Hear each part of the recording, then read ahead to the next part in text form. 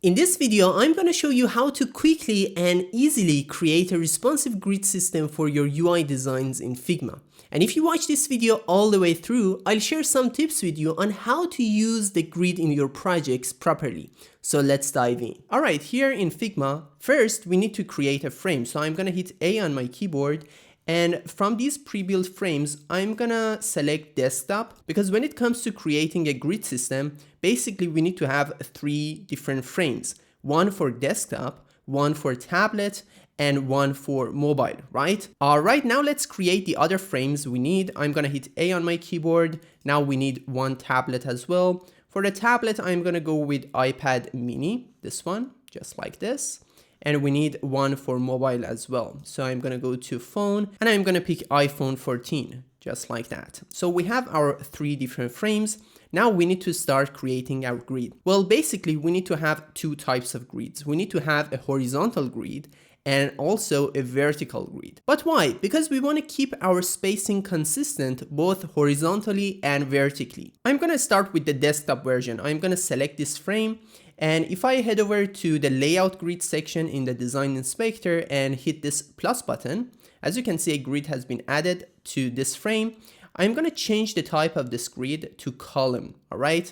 I'm going to click on this layout grid settings, and from this drop down menu, I can change it to columns because for web design, we always use a column grid for our horizontal alignment. All right, for the desktop, we need to set the count to 12. Always use 12 columns for the desktop frame. And here we can specify the type. Some designers prefer to set it to center for the desktop version and set the type to stretch for iPad and mobile. However, to make this grid responsive, we need to set it to stretch. So I'm going to set the type to stretch. And when you set it to stretch, you can only adjust the margin and gutter. All right. If you don't know what these are, the gutter amount is basically the space between your columns, and the margin is the space around these columns. So right now by default, it's set to 0.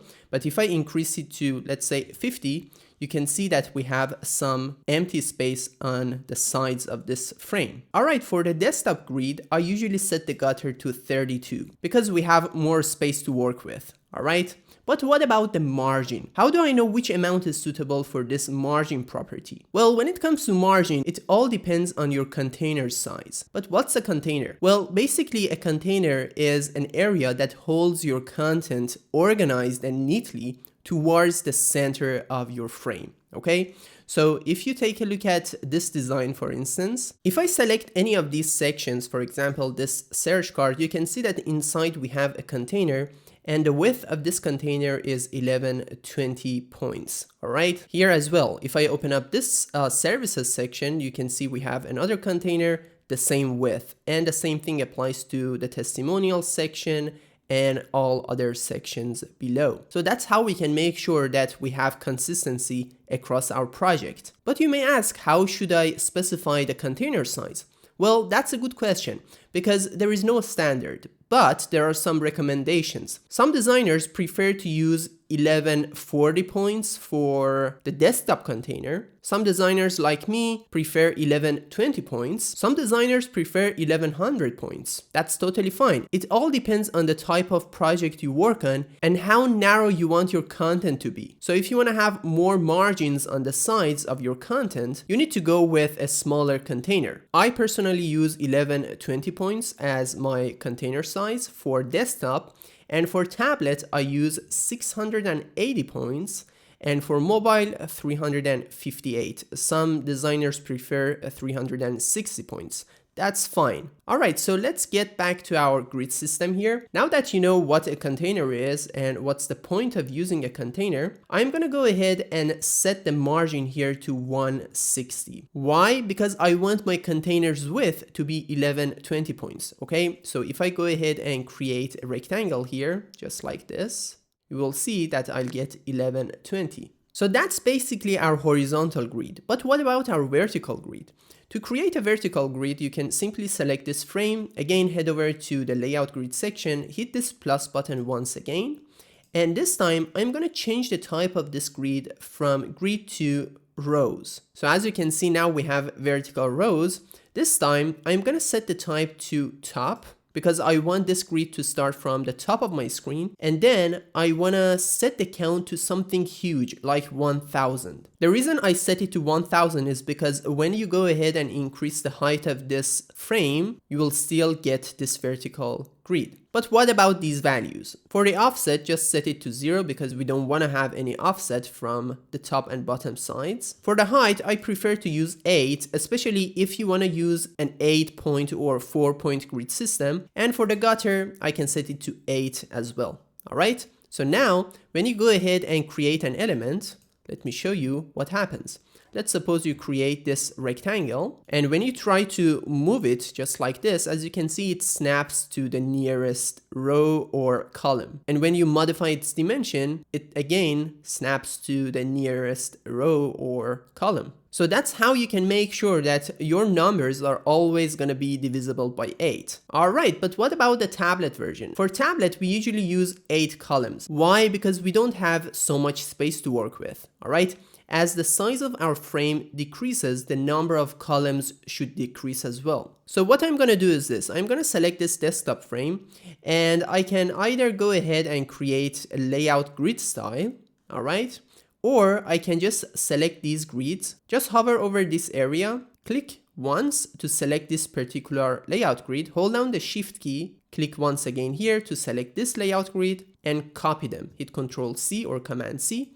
Select this iPad frame, hit Ctrl V or Command V, and there we go. We have our vertical and horizontal grids, but we need to make some adjustments. As for the vertical grid, we don't need to change it for any of these frames because our vertical grid should always have the same properties and preferences, regardless of our screen size. But what about our horizontal grid? I'm going to click on this icon here, and I'm going to set the count to 8. And also, since we don't have that much space on a tablet screen, I'm going to decrease this margin and this gutter here. I'm going to decrease this margin to 32, just like this, and the gutter to 16. So using this grid, we can use the whole available width of this screen since we don't have so much margin here. That's why I set the margin to a lower value than what we had here for desktop. On desktop, we had so much room. However, that's not the case with iPad. But what about iPhone? I'm going to select these two once again, copy them and paste them here. For mobile, we are going to decrease the column count to 4. And also, I'm going to set the margin to 16 and gutter should be 16 as well. But why 16 here? Because it's recommended not to go below 16 points. Some designers go to 24 or 32. That's fine, but I highly recommend not to go below 16 points to just have some safe area around your content. I'm not sure if you've noticed or not, but all the values I used for all these grids are divisible by 8. All right, here I have 32, 16. Here I have 16, 16. And here for desktop, I have 160 and 32 because I know that I'm going to use an 8-point or a 4-point grid system. And the good thing about these grids is that they are responsive since we set the type to stretch. If you set it to center, it's not going to be responsive, okay? But here, since we set it to stretch, they are responsive, just like this. And that's exactly what we needed. All right, now let me give you some tips on how to use these grids properly in your projects.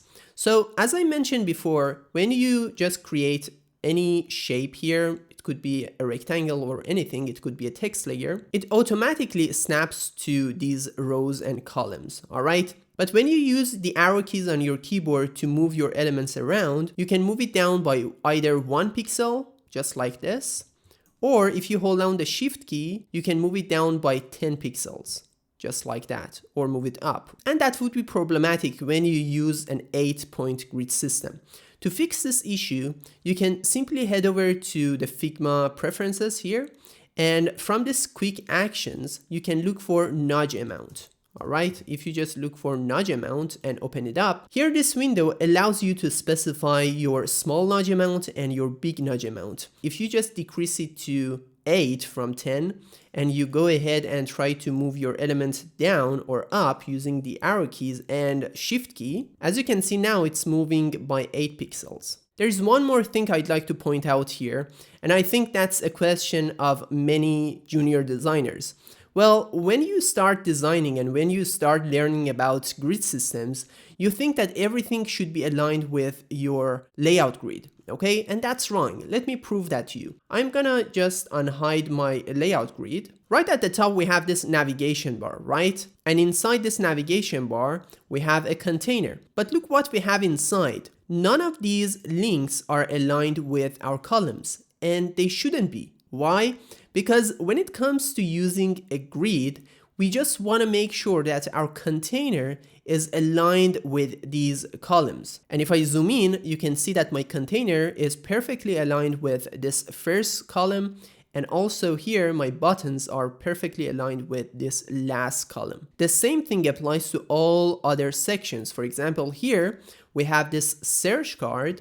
And as you can see, this container, this whole container is aligned with my layout grid, but whatever is placed inside is not aligned with these columns because it's impossible to align everything with these columns. So when you want to align elements inside other elements, you need to make sure to have consistent padding. That's all. So here, if you take a look at the padding inside, we have a 40-point vertical padding and an 80-point horizontal padding. Right? The same thing applies to these cards. As you can see, each card is aligned with the layout grid here, but the elements inside are not aligned with the layout grid. However, we have consistent padding inside. If I select this element, you can see that the left padding is set to 32. If I select this frame, you can see that the bottom and right padding are set to 30 points as well. And also keep in mind that a layout grid is nothing but a guide, all right? Sometimes we need to break the rule. For example, here,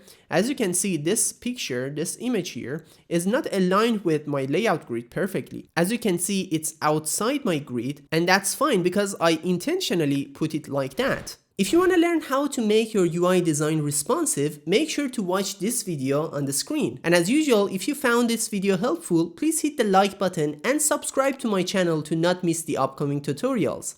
Have a beautiful day and see you next time.